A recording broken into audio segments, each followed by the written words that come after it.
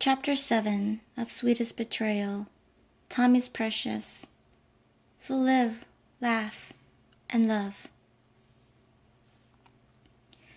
As all three arrived downstairs, walking towards the living room, all his family members sat quietly as they all stared at Dee and Jinjin. Some had their mouths open wide, while others had their eyes wide as a lemur.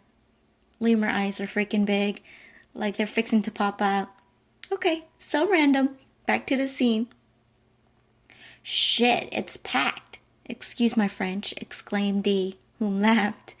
Jinjin whispered underneath her breath to Dee, I wonder if I made the right choice to ask for your help. Dee laughed so hard she bent over. Rio George! She raised her right hand like an Indian person and spoke with an Indian accent. Not mine! Aaron cracked up too. He came next to Dee and placed his arm around her waist. Dee jumped a little. Dee wasn't expecting that kind of contact from him, but she embraced his touch and warmth. Man, is he strong. He's what every girl wants in a man. He smiled at her and she shyly smiled back. Aaron cleared his throat to grab the family attention. Funny thing is, they were already looking at them. Everyone, this is my wife Dee and her friend Jinjin. That's my older brother Vi, his wife Maylene, and Alex, their son. The older brother has the height of his dad, except he had black hair and brown eyes like his mother, and he wasn't as built like Aaron. My strong Aaron. What? Where that came from? The wife is beautiful like a geisha doll. You know, like one of those geisha dolls they put on display? She's tall with black hair, small eyes and lips, just downright glamorous. The kid is a spitting image of the father. How cute. She smiled and waved at his brother and his family. That is my oldest sister, Kelly, her husband Max, and their daughter and son, Lily and Maxim, said Aaron. Dee looked at them. Wow, the sister has the resemblance of her mother, slender and tall with dark brown hair. Picture Penelope Cruz, but an Asian version. Her husband looks like a nerd, big glasses, and not trying to be funny, he dressed like a nerd too. Polo shirt tucked in and short polo pants. Their kids were dressed like them. Haha, mini bees, minion. I'm so glad there's no mind reader here. And an individual such as I talk to myself a lot and I'm really into details. Hence, one of my companies is designing. Smile and wave, Dee, smile and wave. Where's her friend?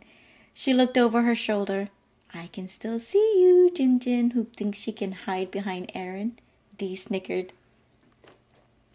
Aaron watched his wife's expression. I want to know what's going through her mind.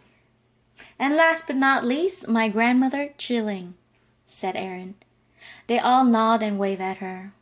Oh, I feel so important, and they're staring at me so hard. Dee couldn't help but wrap her arm around Aaron's waist.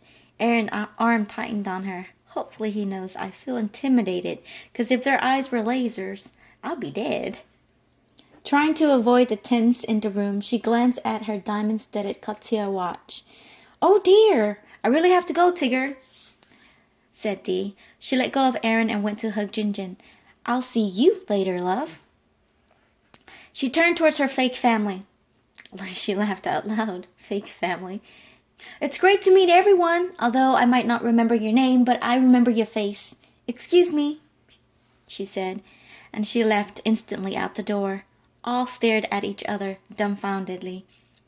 She put her head back in and shouted, I forgot! Don't wait up, Tigger! All his family were shocked with her action. So is this one of their schemes? I need to ask her tonight. Jinjin clapped her hand. Okay, awkward, she thought to herself. Silly Dee. She's back to herself. She looked at Aaron. Okay, I guess I'll go too, then, she told him.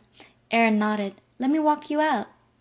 He told his family that he'll be right back. Jinjin nodded and they both left the room. Vi broke the silence. His wife is weird. Is she Chinese? Does she even speak Chinese? Asked Kelly. She's pretty short for a Chinese. I mean, the Chinese I come across with. Her son Max joined the conversation.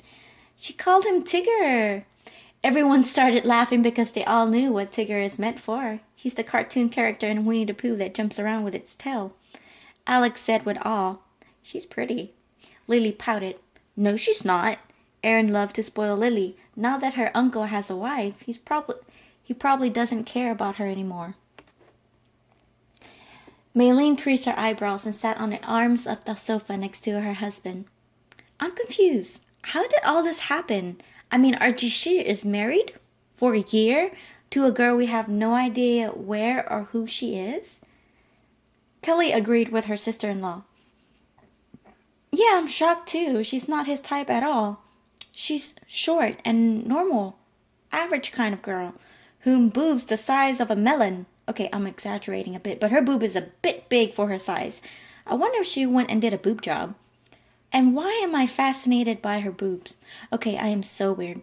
Her thoughts stopped when she saw her brother walked in the house.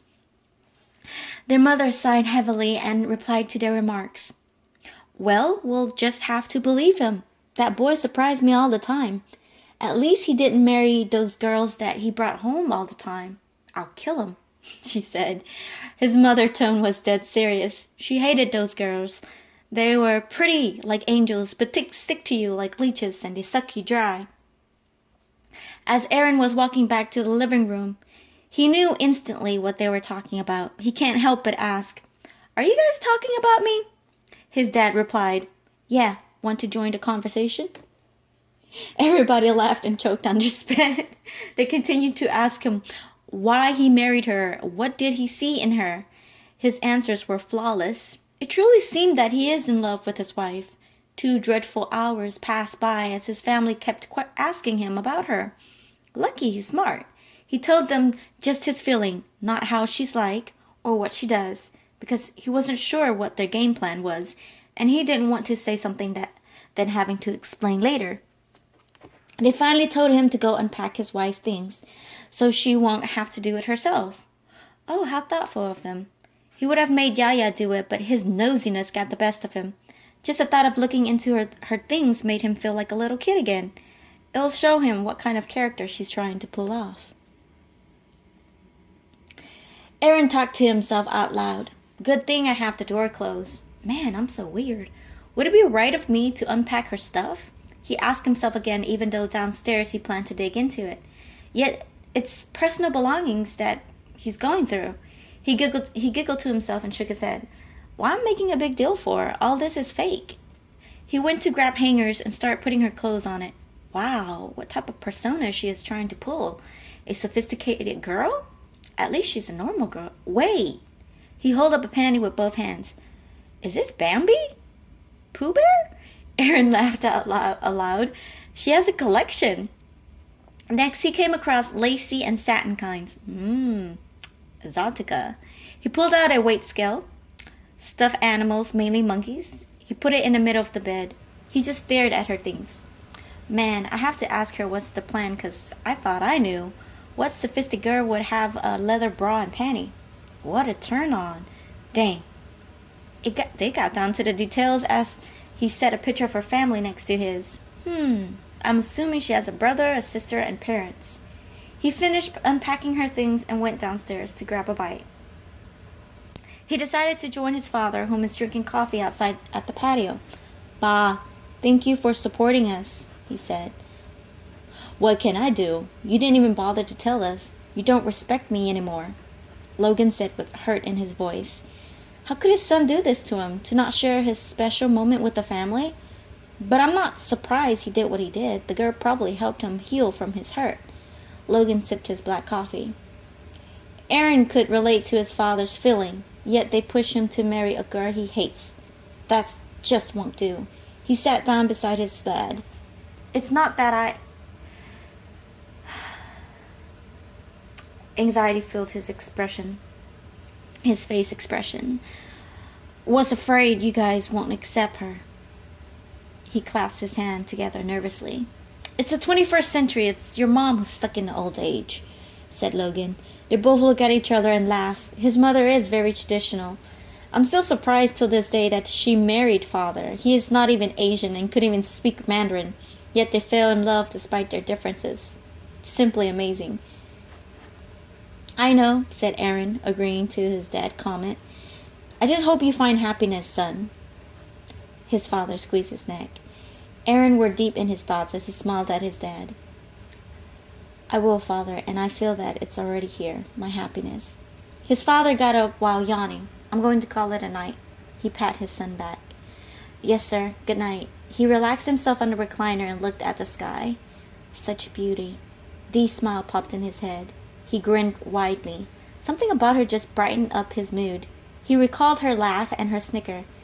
All of a sudden, he wants to know everything about her and all her little acts. The way she giggled, how her frown looks like, or when she's in ecstasy as he lay beneath her. Shit! Stop before you get a hard-on! Frustrated with his hormones, he walked back inside and grabbed a magazine to read. When he finally finished reading the Time magazine, he looked at the time. Damn, 11 p.m. He saw the car with headlights on. Must be her. As he walked outside to grab the door for her, he saw a guy came and grabbed the car door for her. The man bowed and she bowed back. Waving goodbye at one another, the Chinese guy went back in the car and drove off. Hey, said Dee. Aaron opened the gate for her. Thank you. I'm sorry I came late. I didn't have your number. And he held out his hand. Let me see your cell. She handed him her cell. For a moment, she almost put the phone close to his face because he asked to see the phone, just like her brother, who gets so pissed at her when she does that, especially when it's football season and he wants to know the team scores. You know what kind of character you're playing? He asked. Dee giggled and answered his question gleefully. Me? So I was thinking, since I'll be here for about a month or two.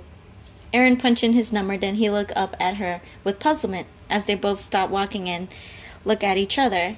What character is me? And 2 months? Jinjin told him 4 months. 2 months? Asked Aaron. Yeah, Jinjin told me the job. Job? She started laughing again.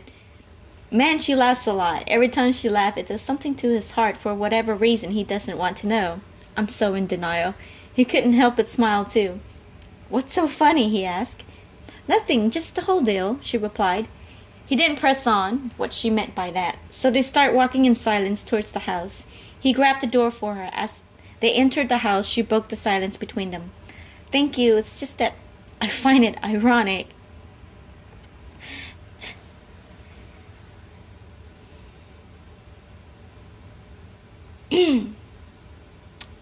I find it ironic. This is the end of chapter 7, part 1. To be continued.